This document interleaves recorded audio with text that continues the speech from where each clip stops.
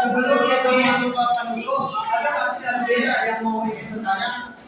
Nah, pertanyaan yang satu dua.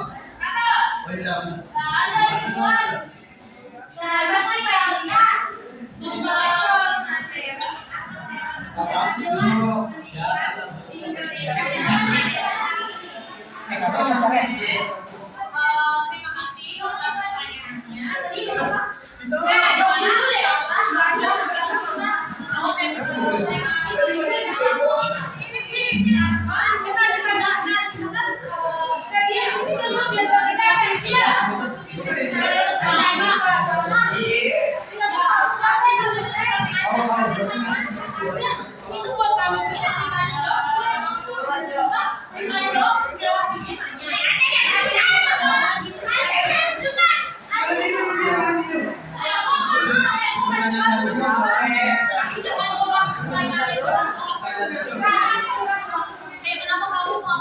Bisa pertanyaan kedua siapa?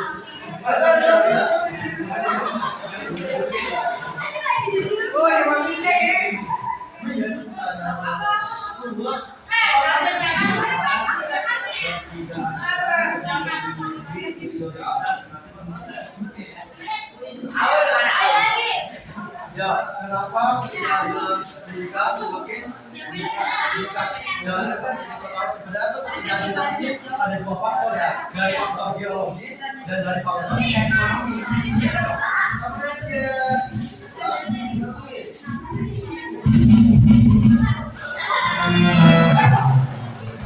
Coba ngomong apa?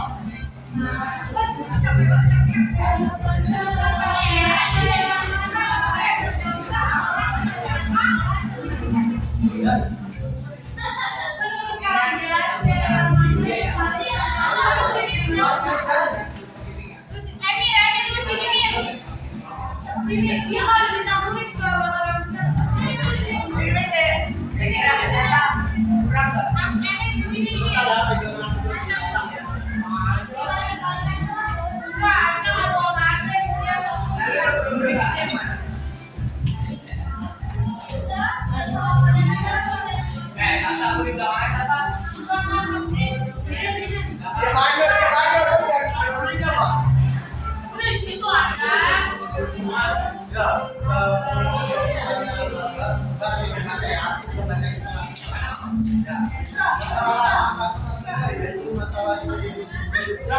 terbaik.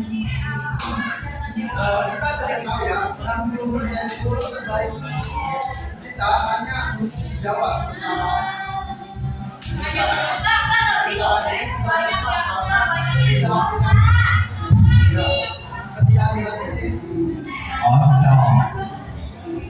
alhamdulillah sok masuk.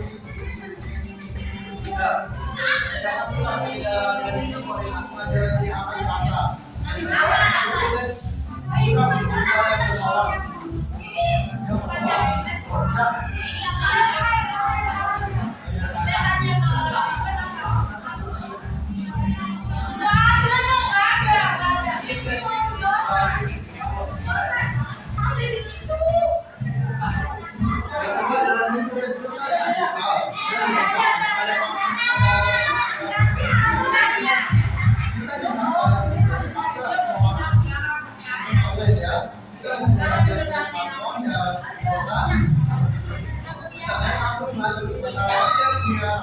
satu lagi mulai.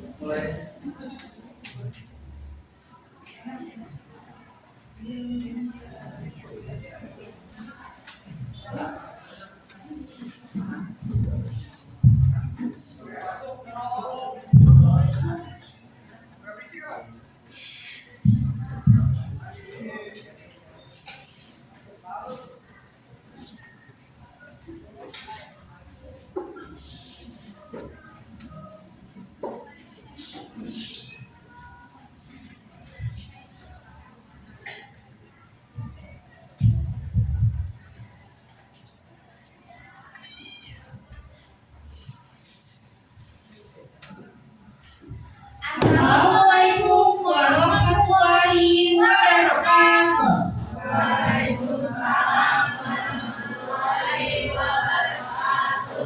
Salam, Om Swastiastu, Namo Buddhaya, salam kebajikan dan salam sejahtera untuk kita semua.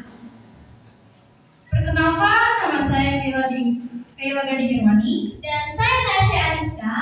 Kami selaku Master of Ceremony yang akan membantu jalannya acara seminar yang bertema permasalahan sosial di kalangan pendidikan, Rabu 19 November 2025.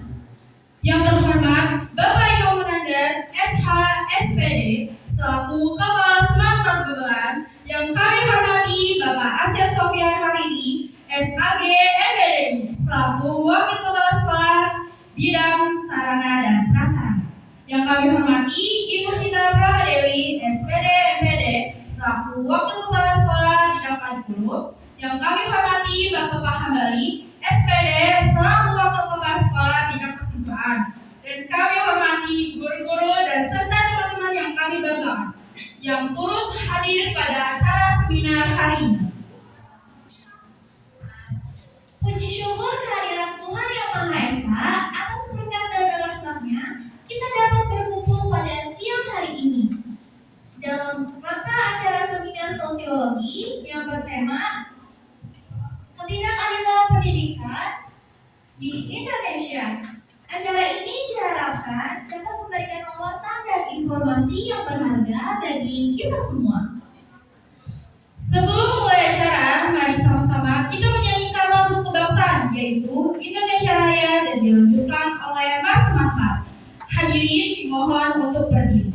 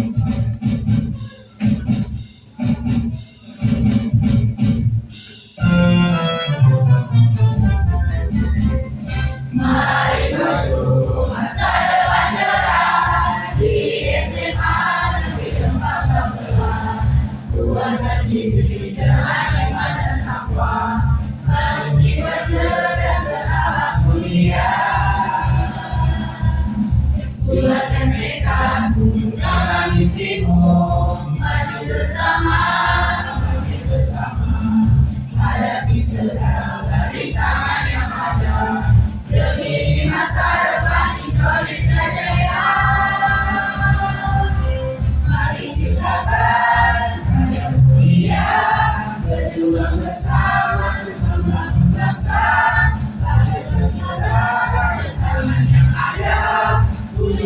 mimpi dan raih prestasi. Bulatkan tekad untuk dalam mimpimu, maju bersama, bangkit bersama, hadapi segala rintangan yang ada demi masa depan Indonesia Jaya. Mari ciptakan karya mulia, berjuang bersama untuk membangun bangsa, lakukan segala tantangan yang ada, wujudkan mimpi dan raih prestasi. Mari ciptakan karya mulia, berjuang bersama untuk membangun bangsa, lakukan segala tantangan yang ada, wujudkan mimpi dan raih prestasi.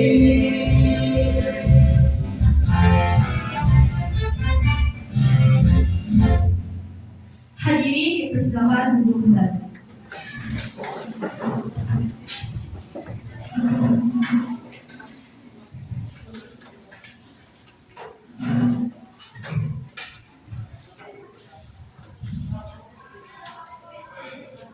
Kemudian mari kita simak sambutan dari Aira Ramadhani selaku Ketua Pelaksana dari acara kegiatan seminar hari ini. Kepadanya waktu dan tempat kami persilakan.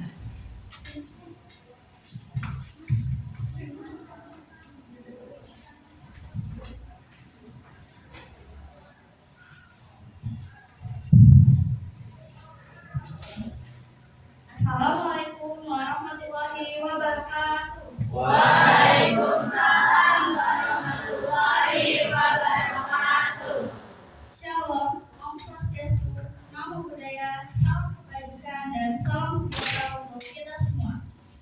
Yang terhormat Bapak Imam Munandar SK-SPD selaku Kepala Sekolah Tebelan, yang kami hormati Bapak dan Ibu Guru Wakil Kepala Sekolah, yang kami hormati Ibu Diah Ayu Sulistiawati SPD selaku Guru Sosiologi serta Guru Pembimbing dalam jalannya kegiatan seminar ini, serta teman-teman yang saya banggakan. Puji syukur, marilah kita panjatkan kehadiran Tuhan Yang Maha Esa karena atas rahmat dan karunia-Nya kita semua dapat berkumpul pada siang hari ini dalam keadaan sehat untuk mengikuti kegiatan seminar sosiologi yang bertema ketidakadilan pendidikan di Indonesia.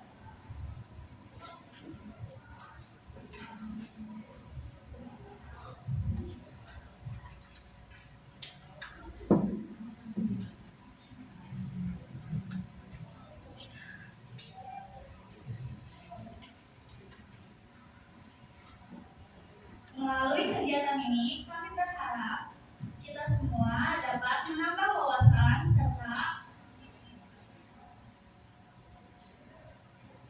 memahami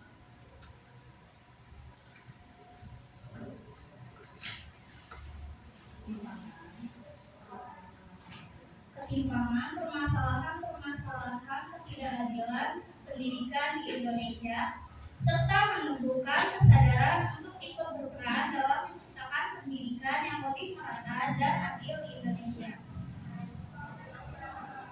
Saya mewakili seluruh teman-teman panitia mengucapkan terima kasih kepada Ibu Dia karena telah membimbing kita semua untuk jalannya acara ini, serta guru-guru yang mendukung, serta teman-teman panitia yang telah bekerja keras demi terselenggaranya acara ini.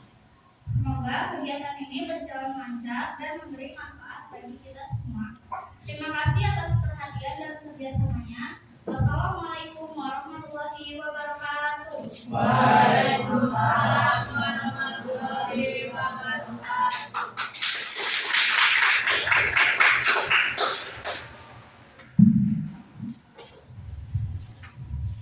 Oke, dilanjutkan oleh Ibu Guru Dia selaku Guru Sosiologi yang membimbing kita dalam menjalani acara seminar hari ini. Kepadanya kami persilakan dengan hormat.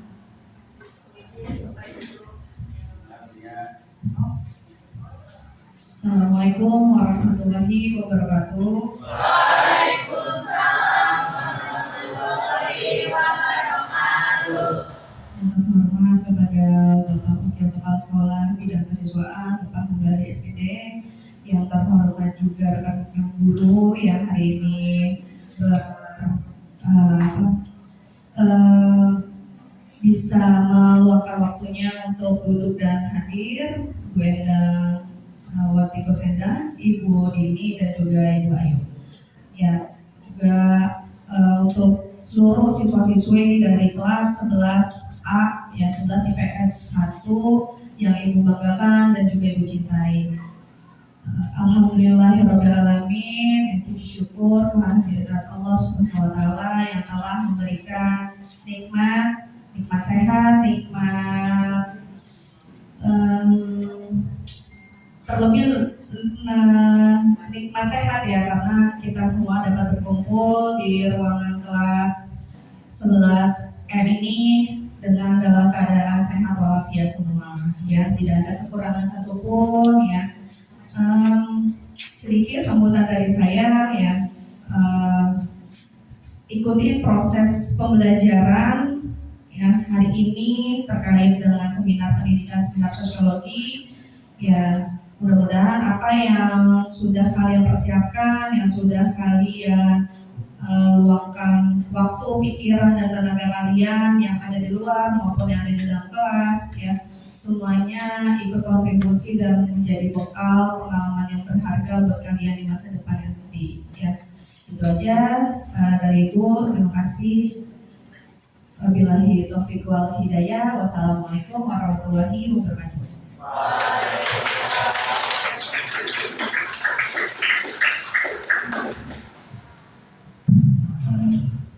Kita memasuki inti acara, yaitu pembahasan materi yang bertema ketidakadilan pendidikan di Indonesia. Materi ini akan disampaikan dan dijabarkan oleh Ridwan Nur Hadi dan Aulia Azhara. Kepadanya waktu dan tempat kami persilakan.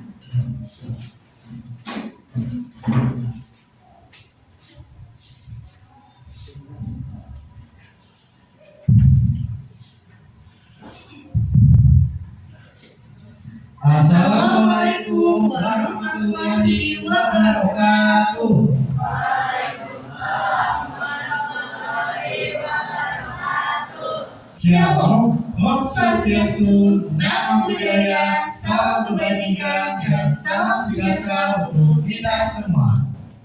Yang terhormat Bapak Ibu Guru SMA Negeri 4 Babelan dan Bapak Ibu Guru yang sudah hadir, juga teman-teman yang sudah meluangkan waktu untuk acara hari ini, saya ucapkan terima kasih atas dukungannya.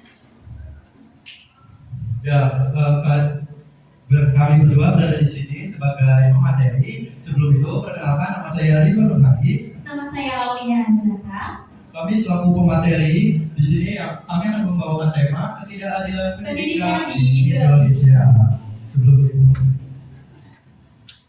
Sebelum itu, kalian udah tahu gak sih apa aja kasus-kasus ketidakadilan pendidikan di Indonesia?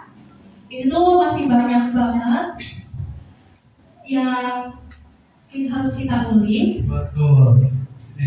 Sebelum itu kita lihat dulu ya materinya. Pendidikan merupakan kunci kemajuan bangsa. Namun di Indonesia masih banyak ketidakadilan dalam dunia pendidikan. Perbedaan fasilitas, ekonomi, dan kebijakan membuat sebagian anak kesulitan memperoleh pendidikan yang layak.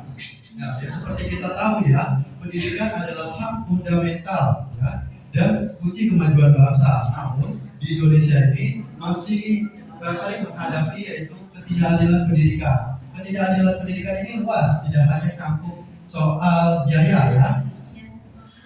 Bisa juga mencakup rangkaian Infrastruktur ya, sumber daya rata, biaya yang agak tinggi, dan kesejahteraan guru yang rendah. Itu membuat ketidakadilan pendidikan masih tidak merata. Iya, masih terrealisasikan ya. Iya. Ya begitu. Nah, kita akan mempelajari nih faktor-faktor apa saja yang mempengaruhi penyebab ketidakadilan ini. Yang pertama adalah kesenjangan infrastruktur. Ya, yang seperti kita tahu ya, banyak di desa-desa yang minim, ya SD, sekolah SD banyak yang minim fasilitas dasar. Sedangkan di kota sudah SD di kota sedang menggunakan fasilitas modern. Yang kedua, biaya pendidikan yang mahal. Ya, yang seperti kita tahu ya, walaupun sudah ada bantuan, biaya pendidikan termasuk biaya tidak langsung seperti seragam dan transportasi itu tetap saja sangat memberatkan bagi keluarga miskin. Yang ketiga ada kesejahteraan guru yang rendah. Kesejahteraan gaji dan kesejahteraan guru di daerah 3E masih rendah, yang otomatis menurunkan motivasi dan menurunnya kinerja tersebut ya. Yang keempat ada kualitas pembelajaran yang tidak merata, fasilitas yang belum seragam. Ini menjadi jurang ya, memicunya jurang pemisah antara sekolah di kota dan sekolah di desa yang fasilitasnya sangat jomplang gitu bisa dilakukan. Ini faktor-faktor bukan sekedar teori ya, melainkan ada kasus nyatanya nih. Contoh nyatanya terlihat di daerah Papua, NTT dan Kalimantan Pedalaman. Nah, sekolah di sana tuh banyak yang belum mempunyai guru tetap, listrik dan buku yang memadai gitu. Mereka harus belajar dengan keterbatasan yang luar biasa. Sedangkan di kota besar seperti Jakarta, Surabaya dan Bandung, mereka sekolahnya serba lengkap, modern dan dilengkapi dengan teknologi yang canggih gitu. Perbedaan ini adalah bukti nyata ya, perbedaan yang menyedihkan dari ketidakadilan pendidikan ini. Oke, di sini ada cara menyelesaikan ketidakadilan pendidikan di Indonesia. Yang satu, pemerataan pembangunan sekolah dan fasilitas. Nah, itu tuh gimana sih caranya?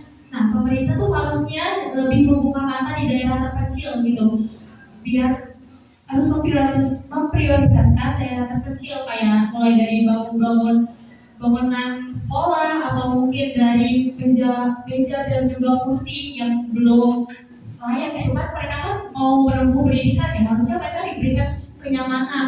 Nah, karena pendidikan ini adalah hak setiap bangsa, jadi warga negara Indonesia harus mempunyai pendidikan. Dan yang kedua ada memberikan beasiswa bagi yang kurang mampu.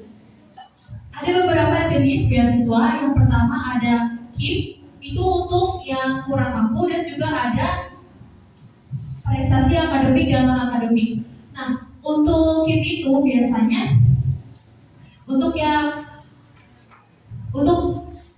mahasiswa, untuk siswa-siswi yang nggak mampu gitu ya. Jadi kalau misalnya dia pun menengah ke bawah, biasanya itu dia dapat KIP.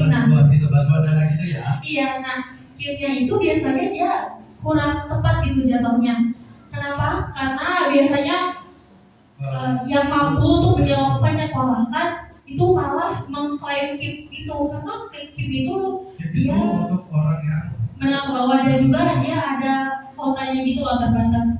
Jadi harusnya mereka sadar diri akan hal ini. Mereka tuh mampu, kenapa mereka mengklaim itu gitu. Nah, untuk yang prestasi akademik dan non akademik itu buat siapa aja bisa, buat yang kurang mampu bisa, buat yang menengah ke atas juga bisa. Nah, tapi biasanya itu tuh diklaim oleh anak-anak yang menengah ke atas. Kenapa? Karena mereka mempunyai prestasi. Jadi karena itu mereka bisa mengklaim itu gitu dengan cara yang mudah. Karena kenapa? Ya mereka bisa les, bisa mempunyai prestasi karena orang tuanya memfasilitasi gitu. Nah, yang ketiga ada mengawasi pungutan liar dan korupsi di sekolah. Ini sering banget terjadi, yang seharusnya uang atau dana buat sekolah malah dipakai buat kepentingan pribadi. Itu sangat tidak pantas ya, karena kita gak cuma dari yang terkecil gitu, lingkup kecil. Lingkup sekolah saja ya. Ya, tapi juga buat lingkup yang lain gitu. Jadi ya dampaknya juga besar. Jadi mereka harusnya juga sadar diri gitu, gak boleh ambil uang yang bukan hak mereka.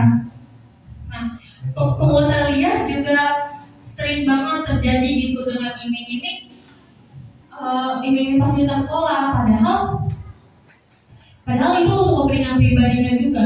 Harusnya kan orang tua kan ada ya yang nggak mampu gitu, yang buat kadang tuh buat makanannya susah gitu, tapi mereka kadang dari sekolah juga disuruh minta gitu. Jadi harusnya itu gak dibolehin lagi, dan itu harusnya diberikan penegasan buat orang-orang kayak gitu.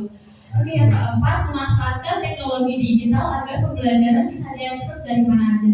Nah, teknologi digital sekarang pasti kalian punya handphone kan? Anak-anak di sini pasti punya handphone kan? Punya dong. Nah, ini harusnya kalian lebih dimanfaatkan lagi. Gimana sih cara memanfaatkannya?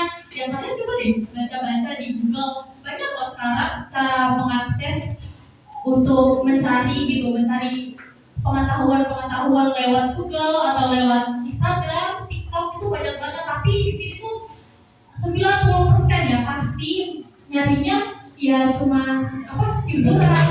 Relasi doang ya. Iya, jadi kayak cuma hiburan doang. Padahal banyak banget yang bisa kalian manfaatin. 15 menit kalian baca artikel atau isu-isu yang ada di Indonesia, itu bakal berdampak ke depannya. Kalian jadi lebih tahu, oh ini tuh kayak gini ya, oh ini kayak gini. Sekecil apapun informasi yang kalian baca itu sangat berdampak gitu loh. Nah, boleh lanjut? Di sini ada dampak sosial dan dari kesenjangan pendidikan. Kesenjangan pendidikan tidak hanya berdampak pada individu, tapi juga pada kehidupan sosial masyarakat. Anak-anak yang tidak mendapat pendidikan layak cenderung kesulitan memperoleh pekerjaan, sehingga tingkat kemiskinan di daerah tetap tinggi. Nah, kenapa itu bisa terjadi? Karena mereka gak punya ilmu dan pengetahuan yang luas buat di lapangan kerja gitu. Kan mereka kan misalnya nih, mereka cuma lulusan SMP gitu, bukan yang saya merendahkan ya, karena mereka kan cuma lulusan SMP. Nah, mereka baru belajar sedikit dari pengetahuan, kecuali emang mereka mau gitu belajar, mereka mau mencari tahu lewat mungkin handphone atau dari orang-orang sekitar gitu. Jadi buat nyari kerja tuh susah. Di sini S1 aja kadang di Indonesia masih susah gitu ya nyari kerja, apalagi yang cuma SMP, SD atau SMA, bahkan ada yang nggak sekolah gitu. Itu jadi tingkat kemiskinan di Indonesia tuh makin meningkat karena itu. Harusnya masyarakat di Indonesia juga lebih lebih berpikir kritis gitu. Mereka juga harus ada kemauan buat mencari ilmu pengetahuan. Dan selain itu juga muncul pula kesenjangan antara masyarakat kota dan desa yang menimbulkan rasa kesenjangan sosial. Yang kayak udah kita bilang tadi, banyak banget kendala-kendala, contohnya kayak fasilitas atau ekonomi. Karena kan di daerah terpencil tuh susah ya buat jalan menuju sekolah aja kadang mereka harus menyeberangi sungai gitu. Terus juga jalannya rusak, akses buat jalan ke ini tuh susah gitu loh. Jadi kita pemerintah harusnya tuh membangun jalan atau memperbaiki, harusnya dia lebih menotis ke daerah-daerah terpencil. Oke, begitu aja. Kenapa pemerataan itu susah? Sebenarnya program telah menjalankan banyak program, namun permasalahan di lapangan tidak sesederhana itu. Kenapa? Karena kondisi geografis yang membuat kesenjangan infrastruktur dan juga ekonomi yang tidak memadai juga menyebabkan ketidaklangsungan itu tetap berlangsung ya. Walaupun pemerintah sudah ada pergerakan gitu dan sarana dan prasarana juga kurang memadai, kayak tadi bilang kan kayak perjalanan ke sekolah itu susah. Jadi harusnya lebih diintikannya lagi gitu. Mungkin pemerintah juga udah banyak mencoba hal, tetapi masih kurang karena rakyat Indonesia juga SDM masih rendah. Jadi kita juga harus lebih sadar diri karena itu. Selain itu juga banyak anak-anak yang memilih membantu orang tua bekerja dibandingkan bersekolah karena tuntutan kebutuhan hidup. Karena tuntutan kebutuhan hidup, jadi mereka tuh harus bekerja gitu. Mereka yang harusnya sekolah, mencari pendidikan, mencari pengetahuan, tapi karena orang tuanya gak punya uang untuk menyekolahkan, untuk memberikan fasilitas ke anak, jadi kayak ya udah deh, daripada aku ngebebani orang tua, jadi aku udah berhenti sekolah. Padahal jangan kayak gitu, karena kita juga pasti guru-guru ngertiin, pasti teman-temannya juga ngertiin, harusnya mereka juga gak apa sekolah aja gitu, karena itu juga penting buat kedepannya, buat dia juga, karena tapi kan kita juga, karena dia juga sadar diri mungkin ya, buat makan aja susah apalagi buat sekolah.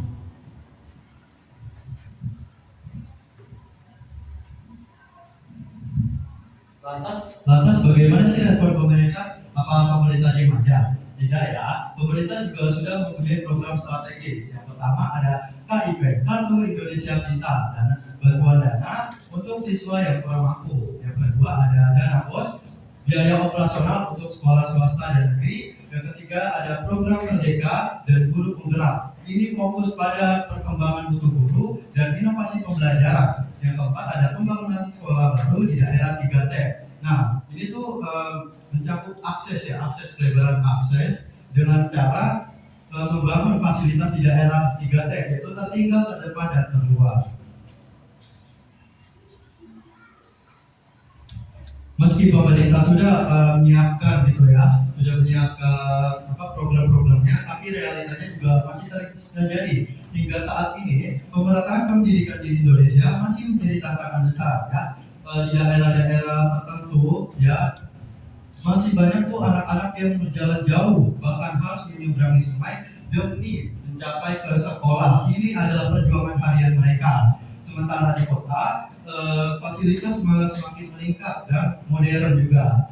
Nah, biasanya tuh di daerah-daerah terpencil juga guru-guru minim guru-guru gitu. Jadi lebih banyak guru yang ngajar di kota daripada di daerah terpencil. Nah, yang ngajar di daerah terpencil juga dengan sukarela mereka meluangkan waktu digaji yang gak sebesar itu, bahkan gajinya nggak sampai UMR.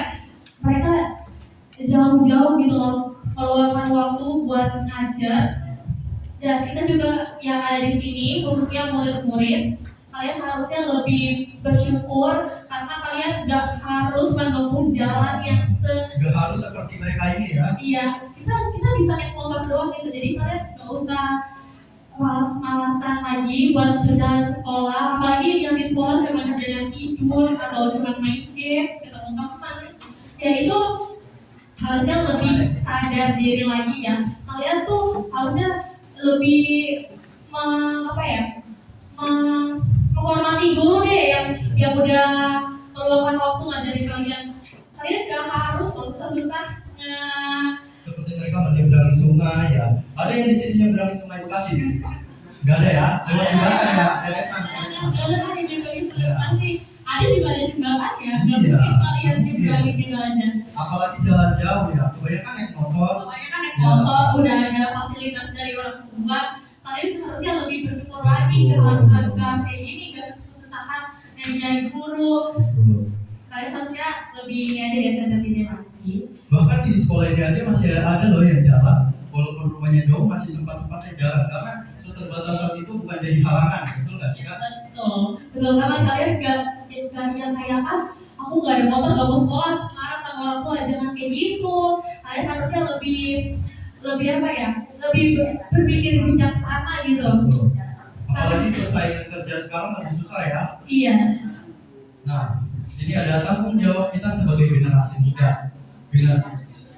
Sebagai generasi muda, bangsa kita tidak hanya harus menunggu perubahan, tetapi juga ikut berperan dalamnya. Kita bisa bantu mulai dari hal yang sederhana seperti membantu teman yang kesulitan belajar, mengikuti kegiatan literasi, atau menyebarkan semangat pentingnya pendidikan. Nah, ini kan kita kan generasi muda nih. Kalian masih banyak peluang buat mencari ilmu pengetahuan gitu. Gak cuma yang dari guru aja, kalian juga bisa les atau mungkin kalau nggak bisa les sih dari HP aja kan gampang tuh.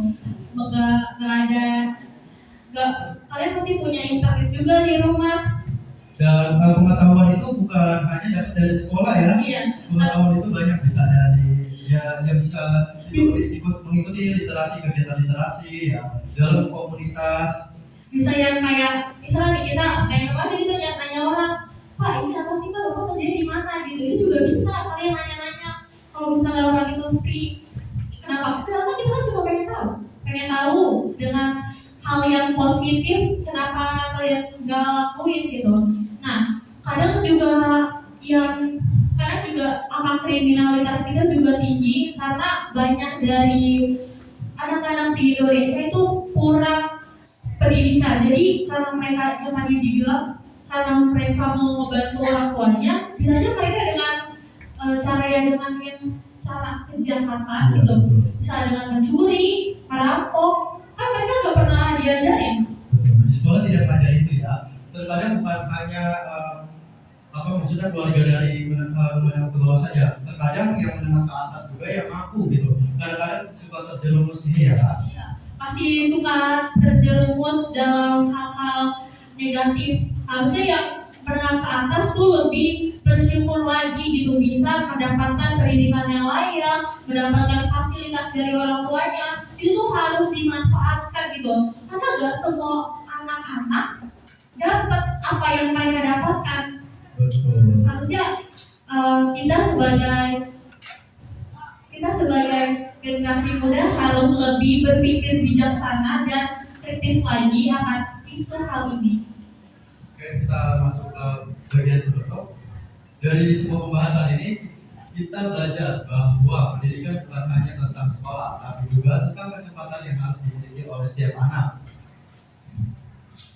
Tetapi tentang kita semua memiliki peran untuk mewujudkan pendidikan yang lebih adil dan merata. Karena Indonesia ini merupakan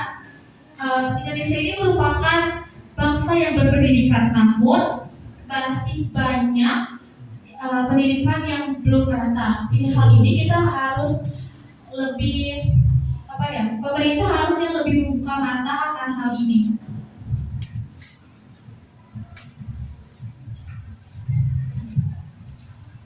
Oke, setelah pembahasan materi selesai, kita memasuki sesi tanya jawab. Dipersilakan kepada hadirin sekalian dan Bapak Ibu guru, apakah ada yang ingin ditanyakan kepada Bu Materi?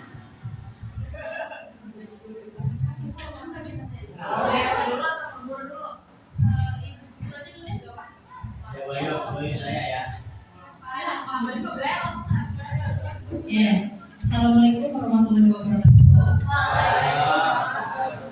Izin bertanya kepada Bu Materi ya, tadi kan menyangkut mengenai ada generasi muda, ya kan? Oke, kalian kan generasi muda nih, ya kan? Menyangkut pendidikan ketidakadilan di Indonesia ini kan? Hal apa yang sudah kalian lakukan untuk merubah ketidakadilan pendidikan di Indonesia? Itu aja pertanyaan. Terima kasih. Baik, Bu Ayu, terima kasih sudah menanya, sudah memberikan pertanyaan. Tadi pertanyaannya, apa saja yang sudah kita lakukan untuk merubah? Sudah kita lakukan untuk merubah. Yang kita lakukan ini, setelah kita memberikan seminar, juga kita mengajarkan teman-teman mungkin yang belum mengerti antara ilmu misalnya mereka kurang gitu dalam pembelajaran. Nah, kalian lebih bisa menyadarkan mereka bahwa mereka juga bisa seperti kita. Nah, aku juga biasanya kayak ngajarin teman-teman yang belum paham akan pelajarannya. Itu juga kan bisa membantu sedikit demi sedikit, atau menyuarakan di sosial media juga sangat berdampak besar gitu. Itu saja sih dari kita kurang lebihnya. Di lingkungan luar kita belum buat ya, kita belum sampai situ, kita baru sampai situ. Baru lingkup sekolah saja. Sudah, Ibu, Ibu terima kasih selamat.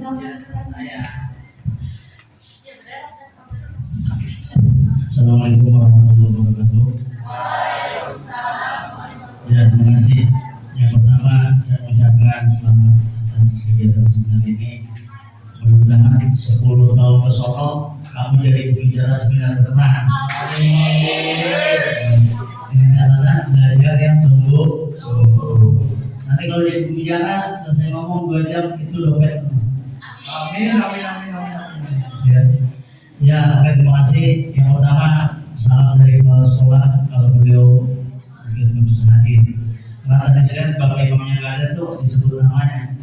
Beliau di WA sama saya, salam Pak Gali buat anak-anak mana saya sampaikan. Oke, langsung saja. Tadi kan judulnya ketidakadilan Pendidikan di Indonesia. pendidikan Indonesia dalam berbagai budaya. Sekarang pertanyaan saya begini, kalau kondisi pendidikan sekarang yang tidak adil ya, Betul. adilnya seperti apa menurut dosen kalian? Nah, yang kedua,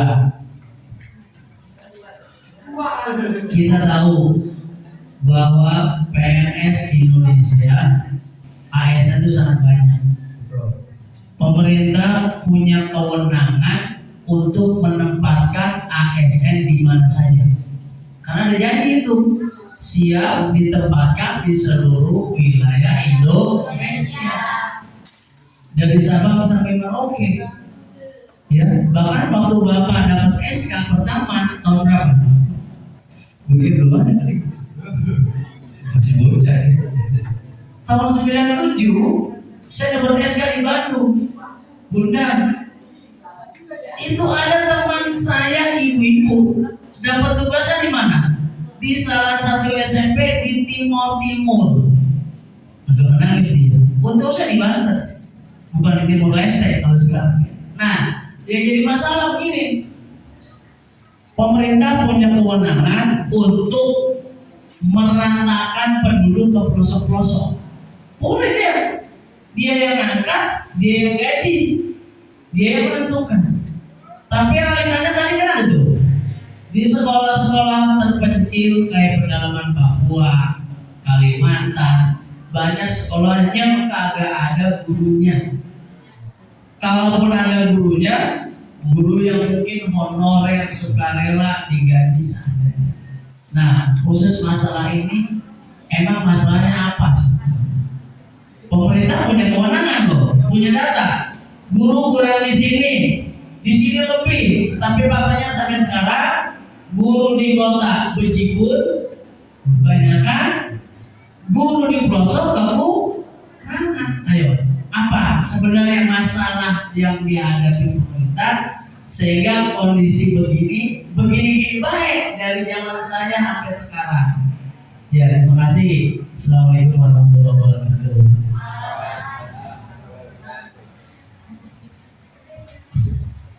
Oke, kita jawab dulu saja. Yang pertama, dari satu tuh Pak. Pertama apa? Ini apa? Tipikal, ya, Oh, ya menurut kita, dengan yang berat itu seperti apa gitu? ya, Dengan- ya seperti di daerah tersebut, misalnya Kabupaten Bekasi ini, sesuai dengan apa kecamatan-kecamatannya nih. Jadi sekolahnya tuh merata gitu, menyangkutnya rata, tidak hanya berfokus pada di kota-kota saja. Kalau di sini kan hanya fokus ke daerah kota-kota saja, namun di daerah Bumi, di daerah beberapa orang-orang sana tuh masih belum ada sekolah SMA. Bahkan yang di dekat kecamatan saja belum tentu SMA-nya itu layak begitu ya. Ya, kadang kan fasilitasnya juga masih kurang. Kadang mungkin gedungnya yang belum ada, terus juga atau mungkin ada gedungnya tapi masih Sistem ya, sistem. masih apa namanya gedungnya tuh nggak terlalu bagus ya, tapi asal ada kemampuan mau buat belajar mah ya gak apa sih. Cuma kan ya dari situ anak-anak biasanya kan males Pak, kalau misalnya gedungnya nggak ada, fasilitas yang kurang, jadi mereka ngeluh terus gitu. Kan karena menurut kita ya. Terus yang menurut kita tuh kenapa yang ditingkatkan hanya yang bagus saja gitu. terutama kayak SMA 1, SMA 2 semakin dibaguskan ya. Sementara jumlah populasi ya SD nggak cuma di beberapa kota saja gitu.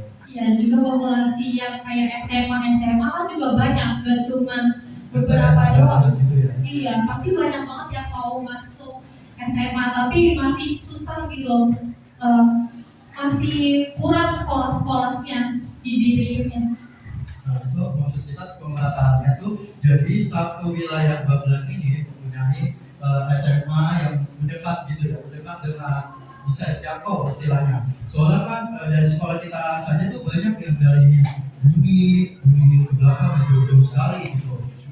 Bahkan dari seberang pun ada ya. Ya, bahkan ada juga dari Sumanekon atau Wisma Asih juga ada. Iya. Nah, karena di sana mungkin juga kurang SMA negeri kayak kita. Nah, jadi yang dimaksud kita tuh apa? Cukup gitu ya. Mampu itu ya seperti itu. Jadi setiap daerah itu wajib ada gitu, SMA yang dekatlah sama domisilinya gitu. Seperti itu Pak. Nah, Yang pertama yang apakah coba Pak? Nah, yang nomor 2 mungkin karena belum itu mungkin harus butuh persetujuan ya Pak, atau tidak sebenarnya. Jadi kan kita juga nggak tahu nih Pak, biasa kita juga masih belum paham sekali ya tentang bagaimana sih sistem perpindahan guru itu atau PNS atau gimana ASN yang pindah dari luar kota itu mungkin ada surat izin gitu buat perpindahan apa mau atau tidaknya ditempatkan di sini atau tidak Pak. Itu juga belum kami. Dia jelasin. Udah lanjut yang lain aja. Ya Bu. Kembali udah jawab. Udah ada lagi. Oke, baik Pak, terima kasih atas pertanyaannya. Oke, terima kasih dikasih waktu kesempatan buat bertanya. Assalamualaikum warahmatullahi wabarakatuh. Ya, ini Ibu mau bertanya ya kepada kalian semua, anak-anak Ibu semuanya. Misalkan dalam sekolah itu, misalkan di sini misalkan nggak jauh-jauh nih ya, fasilitas sudah ada. Semuanya mendukung lah ya buat kalian belajar. Orang tua juga udah semaksimal mungkin biar anak sekolah biar anak itu maju ke depannya. Tapi yang Ibu pertanyakan kenapa sampai sekarang pada saat sampai detik ini juga masih ada anak-anak yang masih malas untuk ke sekolah, ya kan?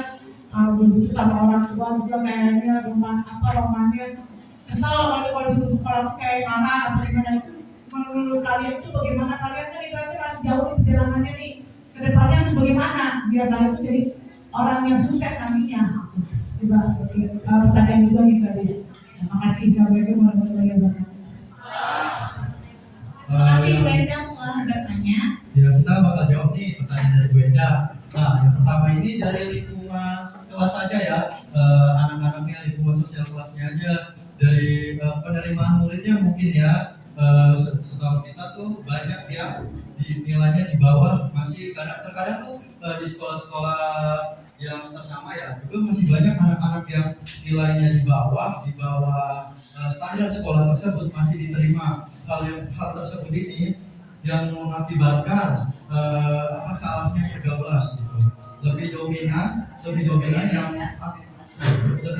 yang ibaratnya nilainya rendah dibandingkan nilainya tinggi gitu.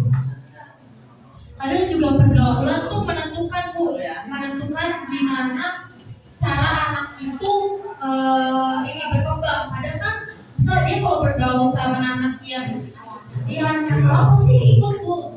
Karena apa? Ya karena Ingin mencari kita tuh masa pertumbuhan juga ya. Iya, jadi masa tahun masa labil, kita masih masa labil gitu.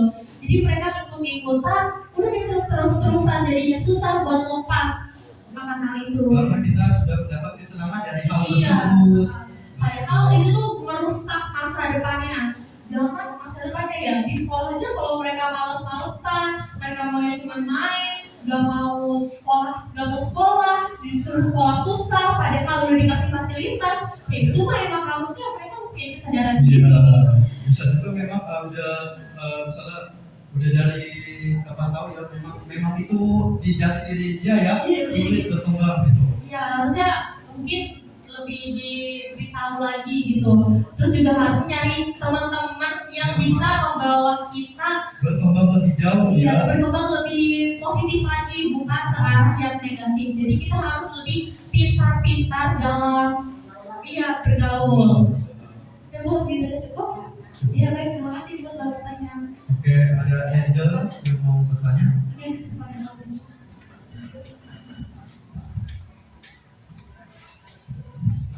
Selamat sore semua. Sore. Saya ingin keterangan dulu, mendapat keterangan. Saya punya kelima, saya ingin bertanya pada materi. Kenapa sih kalian membawa materi atau tema ketidakadilan pendidikan di Indonesia dalam seminar kali ini? Baik, terima kasih atas pertanyaan Angel.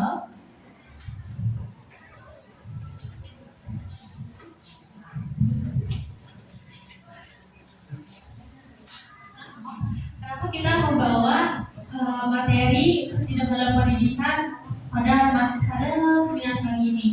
Saya izin menjawab. Kenapa karena aku sendiri saya sendiri pengen kalian, terutama siswa-siswi yang ada di sini, lebih membuka mata, lebih menotis hal ini gitu, karena pendidikan tuh bukan cuma yang memotori ilmu dan pengetahuan, tetapi juga pembentukan diri. Kalian tuh dibentuk oleh pendidikan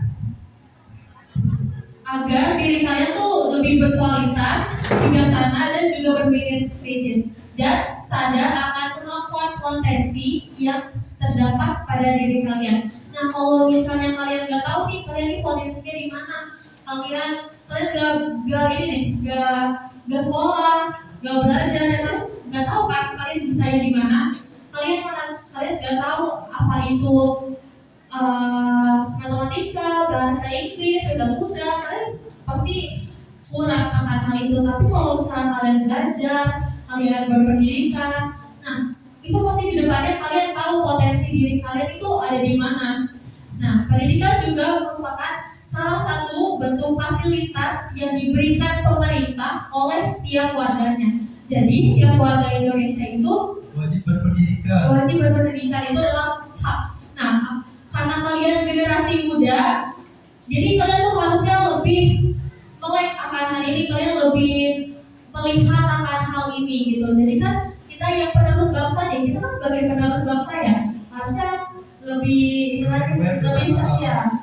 sadar lagi dengan masalah ini. Nah, Indonesia juga merupakan negara yang berpendidikan. Nah, akan hal ini kita pengen ngajak kalian biar semua ini tahu ya tentang benar-benar pentingnya tuh pendidikan. Kalian di sini kan hidup sekali ya, cuma sekali ya. Jadi jangan sampai menyesal untuk di akhir kemudian ya. Kalian hidup sekali, kecil sekali, remaja sekali. Nah, gimana kalian mau cuma tidur-tiduran di kelas atau bahkan kalian ke sekolah, mau sekolah, itu udah suatu yang sangat fatal. Kenapa? Karena kita nggak tahu masa depan kita gimana. Betul, masa depan kita tuh ditentukan dari hal-hal yang sekarang ini. Iya, kalau bukan karena kita nggak punya uang, udah nggak punya uang, nggak usah sekolah, nggak punya motor, nggak mau berangkat lah, males. Nah, itu tuh adalah pikiran yang harus kalian buang jauh-jauh. Kalian masih punya kaki, ya jalan. Sedangkan jauh sih kalau kalian kita udah SMA nih, ya udah sekolahnya nanti juga lulus. Iya, nanti juga lulus, kan mau jadi apa kek? Jangan kayak gitu. Hidup gak sekali doang, masa kalian mau hidup yang abal-abalan, mau jadi pengamen, mau jadi pungli, kan enggak kan? Karena baru lulus ini kita juga belum tentu mendapat pekerjaan yang setara gitu ya. Iya, apalagi di Indonesia nih masih susah banget. Kecuali kalian emang punya pegangan gitu, kalian bisa. Atau ada orang dalam ya biasanya. Aduh, Ini ini. istilahnya orang dalam. Iya, orang dalam ini bahaya juga karena kalian kalau nggak punya potensi, kalian nggak punya prestasi pakai orang dalam karena orang tua kalian punya uang buat bayar, ya itu sama aja. Kalian nggak bisa apa-apa kan? Dipecat, nggak jadi apa-apa. Iya, kalian udah bayar mahal-mahal, ya percuma. Jadi saja kalian lebih melek akan hal ini karena ketidakadilan di pendidikan di Indonesia itu masih banyak banget. Nah, kita sebagai generasi muda seperti yang aku bilang tadi lebih aware akan hal ini. Dan udah sih, tidak ada. So, terima kasih pertanyaannya, Cel. Assalamualaikum warahmatullahi wabarakatuh. Perkenalkan, saya Ahmad Setia. Saya ilustrasinya. Yang pertama, mengapa ketika keadilan di pendidikan di Indonesia semakin meningkat? Terima kasih. Kenapa ketidakadilan pendidikan di Indonesia semakin meningkat? Oke, pertama ini masalah distribusi guru ya tadi bilang 60% guru yang guru terbaik ini masih menetap di Jawa, sedangkan yang lain-lain itu kurang gitu ya. Ini yang menyebabkan ketidakadilan itu masih terus berlanjut karena kurangnya kinerja guru ya mengakibatkan ketidakadilan pendidikan ini masih terus berlanjut. Oke. Serta munculnya jurnal kegiatan digital ya. Seperti pandemi kemarin yang maksa kita harus online semua nih. Harus yang punya smartphone, yang punya paketan pasti akan terus melonjak tinggi ya, seperti terus-terusan belajar gitu ya. Ada yang terus-terusan belajar, tapi kalau misalnya dia nggak memanfaatkan waktu buat cuma main game, nggak dimanfaatkan, ya itu sama aja sih percuma. Nah, kan ada nih yang belum mempunyai handphone atau beli paketan saja susah gitu. Nah, itu bakalan tertinggalan jauh. Jadi ketidakadilan ini tuh fleksibel sifatnya ya, sifatnya fleksibel. Yang tadinya tuh cuma fasilitas dan ketidakdukungnya buku, jadi sekarang ketidakadilan teknologi gitu. Kayak kesenjangan teknologi itulah ya ibaratnya. Jadi ini tuh banyak, bukan cuma lingkup pendidikan saja gitu. Oke, gimana Bar? Lanjut ya. Iya, Ren.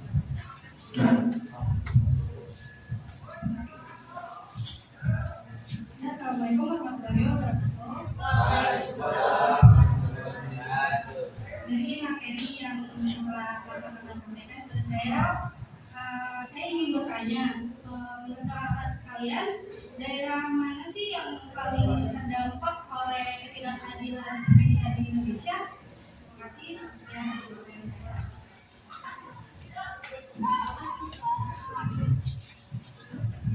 Oke, tadi pertanyaannya adalah daerah mana aja yang masih terdampak pendidikan di Indonesia. Nah, daerah-daerahnya itu di rata-rata ya di bagian timur Indonesia kayak Papua, Maluku, dan Nusa Pedalaman. Iya, Nusa Tenggara Timur, daerah terkecil itu masih banyaknya terdampak pendidikan di Indonesia. Nah, intinya ini 3T ya. Terdapat, terluar, dan tertinggal. Nah, namun jangan fokus ke situ saja ya, ke daerah-daerah terpencil. Kadang pun di kota pun sering kayak gitu. Ya, tapi masalahnya beda kalau di kota dengan masalah ekonomi nih. Masalah ekonomi. Terkadang kan ada yang dari kalian rumahnya dekat SMA favorit, tapi belum tentu bisa bersaing dengan teman-teman yang lain karena ya itu balik lagi ekonominya, karena anak-anak lain tuh bisa les tambahan, bisa gizinya terpenuhi. Kadang-kadang kan yang tinggal di ibu kota juga pun belum tentu gizinya terpenuhi gitu ya. Apalagi sekarang lagi krisis moneter ya, itu makin sulit lagi untuk mencari uang gitu.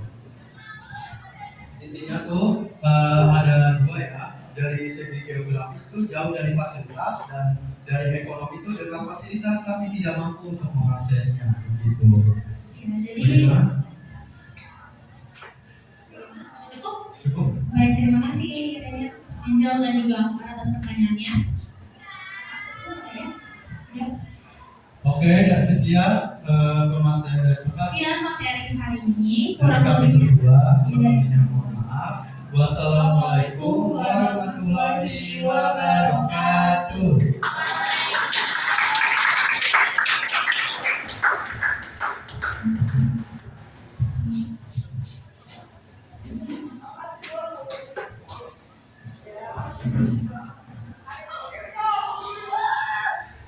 Sekian acara seminar pada hari ini. Semoga acara ini memberikan manfaat dan wawasan yang besar bagi kita semua. Kami mengucapkan terima kasih atas kehadiran dan partisipasinya, khususnya kepada Bapak Ibu Guru atas dukungannya dan juga sudah mau meluangkan waktu untuk hadir pada acara hari ini. Kami ucapkan banyak terima kasih. Saya Viola Gadimoni. Dan saya Tasya Ariska. Kami selaku Master of Ceremony pamit undur diri. Maaf jika ada salah kata maupun kekurangan. Kurang lebihnya mohon maaf. Wassalamualaikum warahmatullahi wabarakatuh.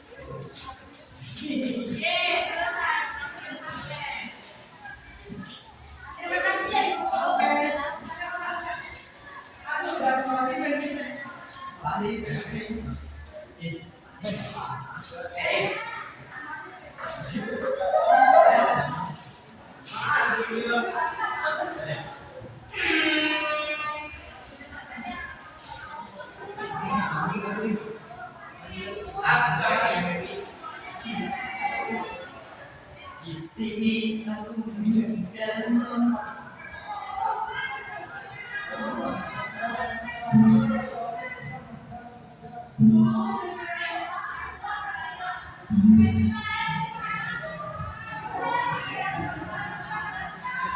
di sini aku menginginkanmu. Terima kasih. Mana?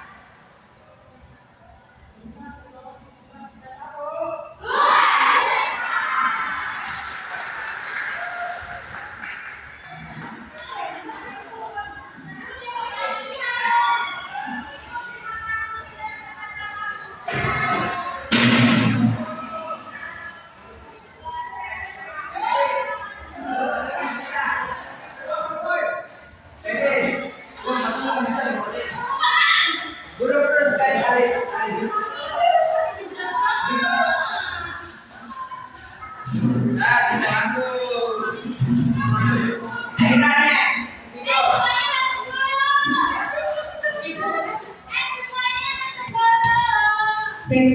jangan mati dulu. Biar lebih kedengeran. Bu, ayo duduk sini, Bu.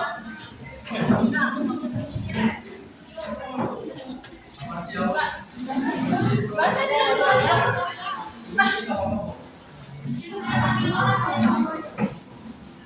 Ya Allah. Gue yang paling tinggi. Punya punya enggak bilang